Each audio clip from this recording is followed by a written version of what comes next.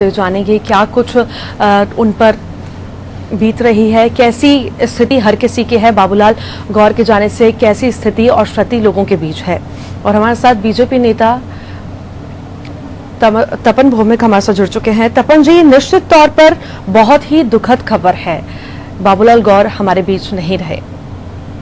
जी, ऐसा है जी।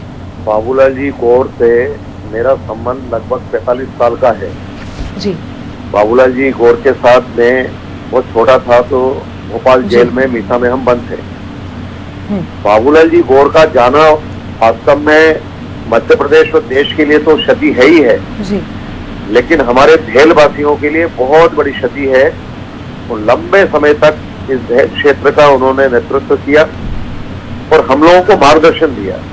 मेरे को तो व्यक्तिगत रूप से भी ये क्षति है कि मेरे पिता तुल्य थे और मैंने बहुत लंबे समय तक उनके साथ काम किया और मैं उनके बेटे के जैसे ही शुरू से लेके आज तक रहा। उनका जो बेटा है पुरुषोत्तम जी, जो आप हमारे बीच में नहीं है, वो और हम दोनों साथ में हमीदिया कॉलेज में पढ़ते थे। तो गौर साहब से हमने बहुत कुछ सीखा, बहुत कुछ पाया। उनके जीवन रहन सहन, उनकी पंचुअलिटी, उनके काम करने की शैली, उनके आचार व्यवहार, वास्तव में वही हम लोगों के लिए उनके विचारों को फातेह मानकर जब हम चलेंगे तो ही सच्ची श्रद्धांजलि होगी। तपन जी, जी बताइए। आप बता रहे हैं आप काफी लंबा समय उनके साथ रहे, बहुत सारा समय आपने व्यतीत किया उनके साथ, बहुत सारे संस्मरण भी रहे होंगे, बहुत सारी बातें होंगी जो आप भुला नहीं सकते। जी जी जी जी वास्तव में। चलिए, बहुत बहुत शुक्रिया हमारे साथ जुड़ने के लिए।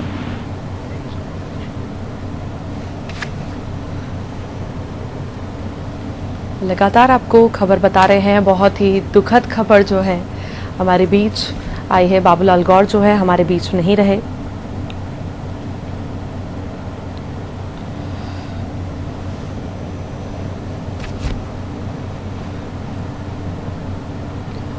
और 11वीं विधानसभा 1999 से 2003 में बाबूलाल गौर नेता प्रतिपक्ष बनने के पूर्व भारतीय जनता पार्टी के प्रदेश उपाध्यक्ष रहे।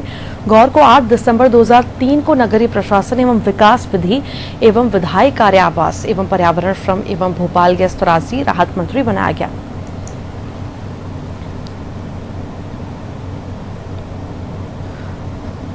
और हमारे साथ बीजेपी विधायक रामेश्वर शर्मा जी हमारे साथ जुड़ चुके हैं। रामेश्वर जी, बहुत ही दुखद खबर है, निश्चित ही बाबूलाल गौर हमारे बीच नहीं रहे, किस तरह देखते हैं आप?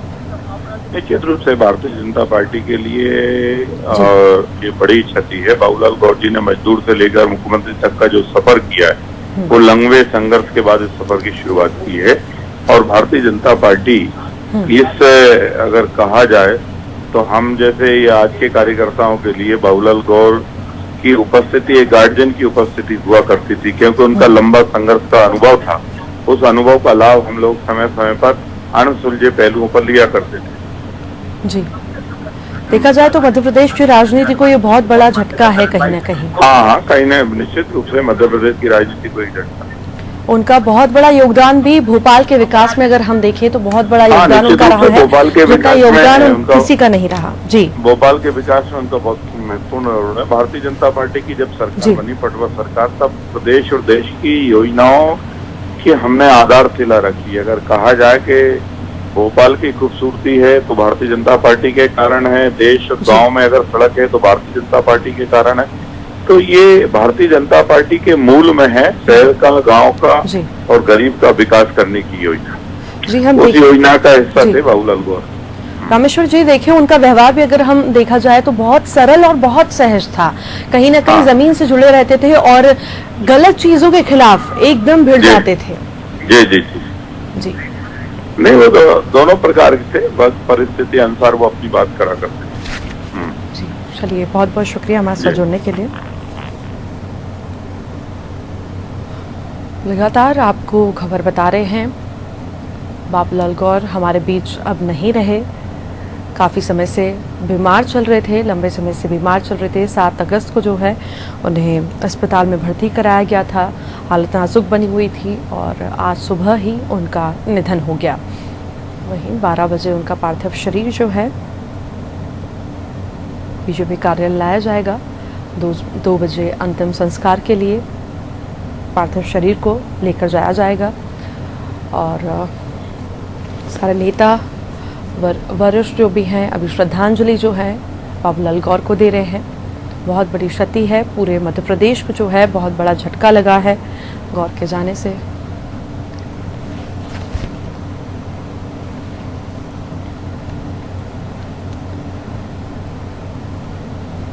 वहीं बात करें हम तो उन्हें 2 जून 2004 को गृह विधि एवं विधायी कार्य तथा भोपाल गैस त्रासदी राहत एवं पुनर्वास मंत्री भी बनाया गया था।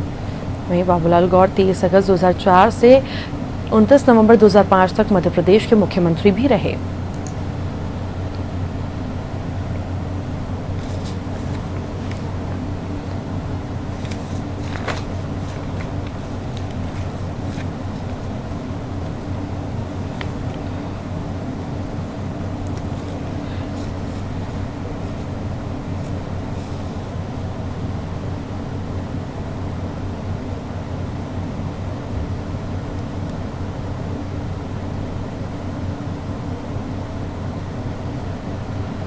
और हमारे साथ NITV के मैनेजिंग एडिटर सोमदत्त शास्त्री जी हमारे साथ जुड़ चुके हैं। सोमदत्त जी, मध्य प्रदेश की राजनीति को देखें तो बहुत बड़ा झटका लगा है कहीं ना कहीं, और आप वरिष्ठ पत्रकार हैं, आपके भी कोई संस्मरण रहे होंगे उनके साथ?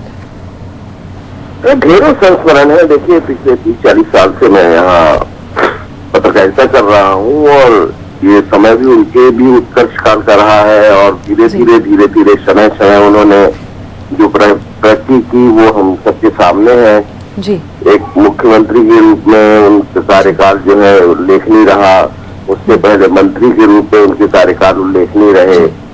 तो ऐसा है कि भोपाल उनका हमेशा रेडी रहेगा। जी। भोपाल को जो उन्होंने दिया है जी, ये कभी भी उससे इस ऋण से उबर नहीं सकता है ये शहर।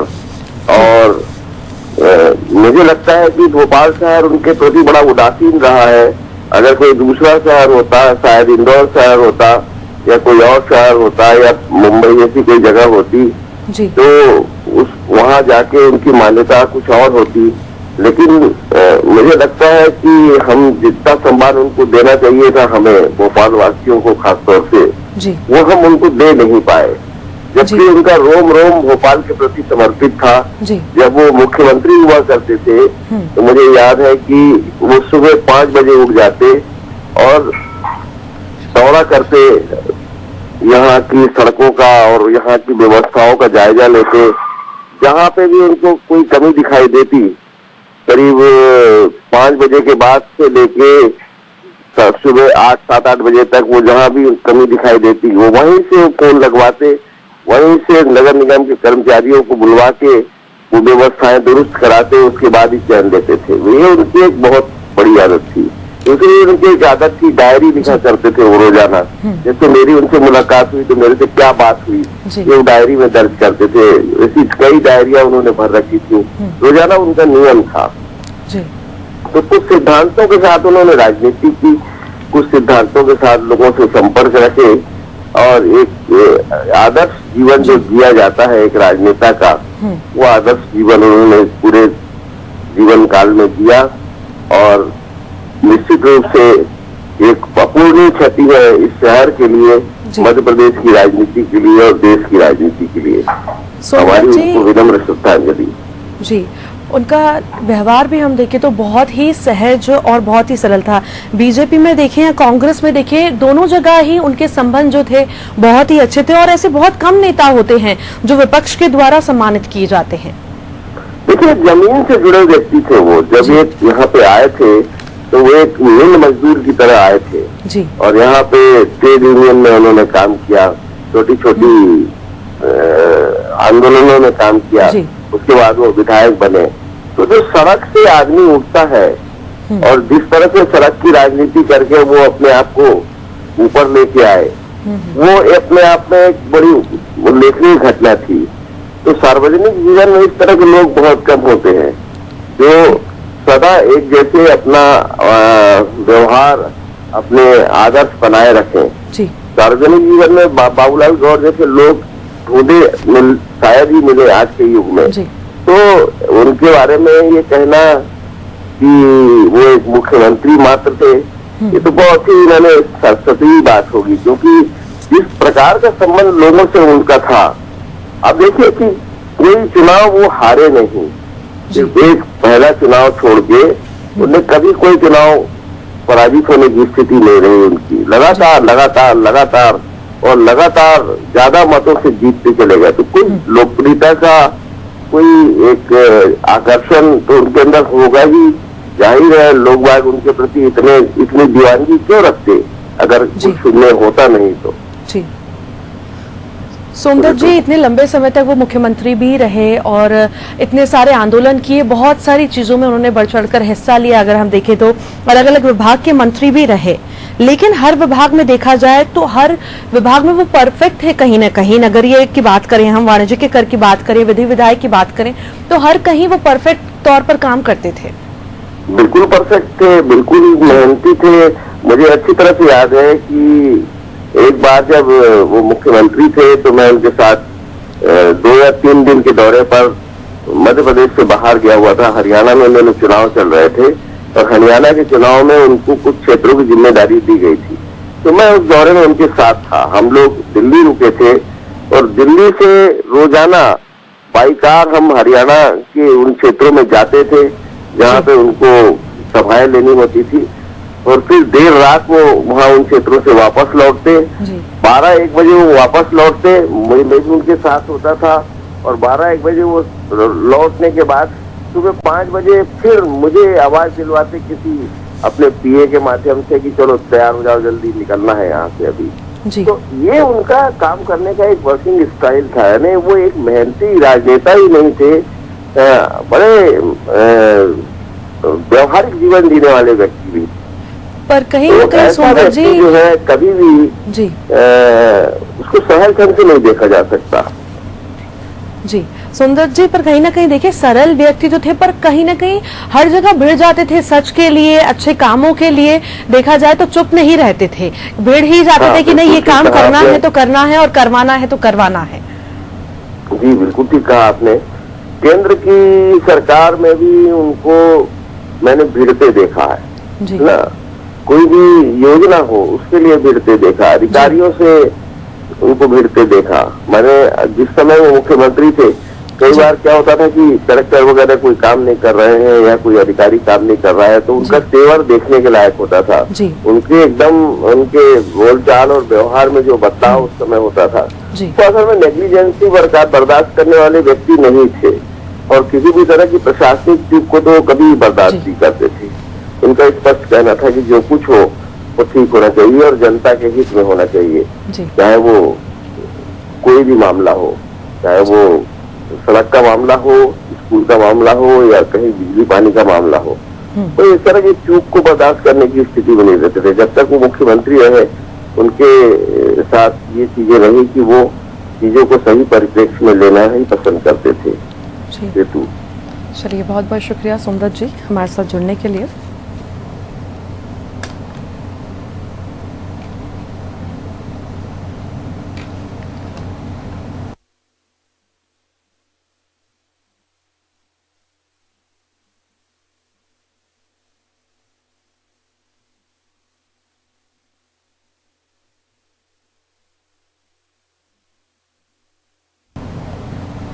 और लगातार आपको खबरें बता रहे हैं, आज जो है बाबूलाल गौर का निधन हो गया। आज सुबह सुबह ही उनका निधन हुआ है। वहीं बीजेपी कांग्रेस नेता समेत सभी ने उन्हें श्रद्धांजलि दी है और नरेंद्र मोदी ने भी ट्वीट करे श्रद्धांजलि उन्हें दी है। मध्य प्रदेश के मुख्यमंत्री बाबूलाल के निधन पर मुझे गहरी वेदना है, अनुभूति है। और राजनाथ सिंह ने भी यहाँ पर ट्वीट किया है, तस्वीरें आपको दिखा रहे हैं, ट्वीट किया है। और यहाँ पर बड़े बड़े नेता जो हैं ट्वीट करके अपना दुख जता रहे हैं, श्रद्धांजलि दिखा रहे हैं। श्रद्धांजलि जो है यहाँ पर दे रहे हैं। शिवराज सिंह ने भी ट्वीट किया है, लगातार आपको तस्वीरें दिखा रहे हैं।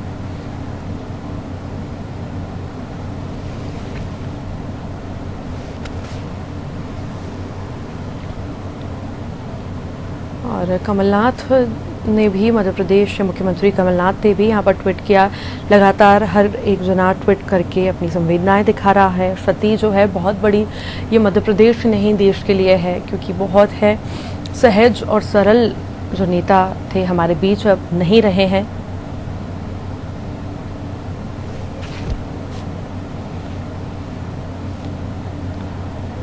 विवेक तनखा ने भी ट्वीट किया। तमाम बड़े दिग्गज नेता जो यहाँ पर ट्वीट करके श्रद्धांजलि दे रहे हैं और दुख जता रहे हैं।